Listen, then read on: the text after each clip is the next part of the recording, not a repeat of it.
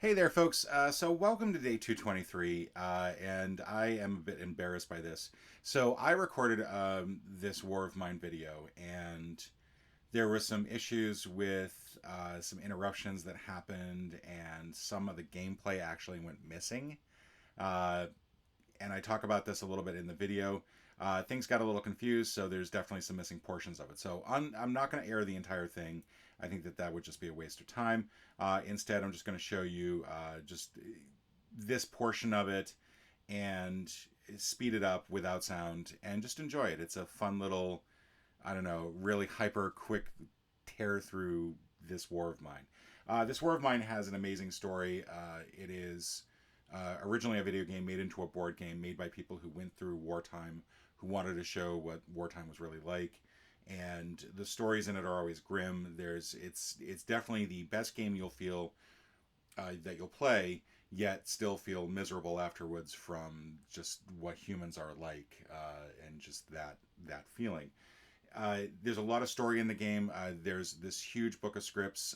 There's some expansions for it. I would definitely recommend it. The stories in it, the playthrough, it really is something that has to be experienced. It is a very instruction heavy game, but everything in the instructions is always very clear. And if any mistakes I made were because I didn't read the instructions. So, for example, there was a common mistake that I think people make in the game where when you pull that first chapter card, you don't then pull another event right away. You just continue on with that first day. That's sort of your getting ready for the game day, so you don't have to like freak out and be like, "Oh my God, we're already in it."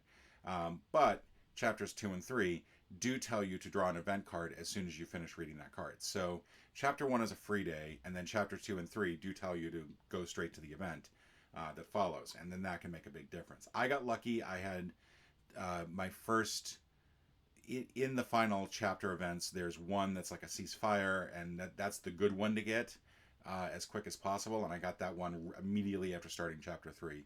So I actually won. I actually succeeded in the game.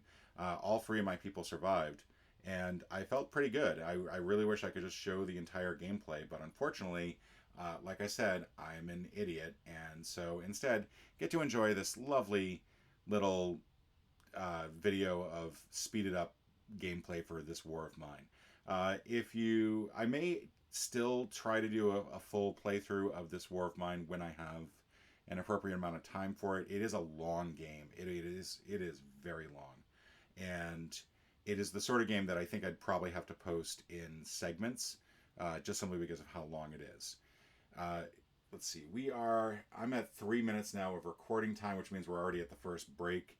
Yeah, it was frustrating. The first break happened because got a phone call from a spammer, came back on, got another phone call right away. Then I had to look up how to do resort, like how to do boarding. I had no idea how to do boarding, and you have to build a workshop so that you can make the boards, and then have somebody make the boards, and that's really important because the sooner you get those boards built, the better you're able to deal with night issues, the better you're able to deal with on other ongoing things.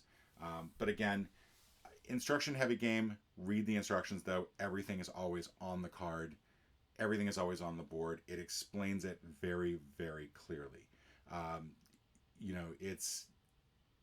I had one issue where I was like curious. Does this card go back in the deck? Yes, it says shuffle this back into the deck. It says it clearly on there, and yet I missed it because I'm an idiot. And so enjoy the rest of this video. I'll see you all tomorrow. I promise it'll be an actual gameplay video.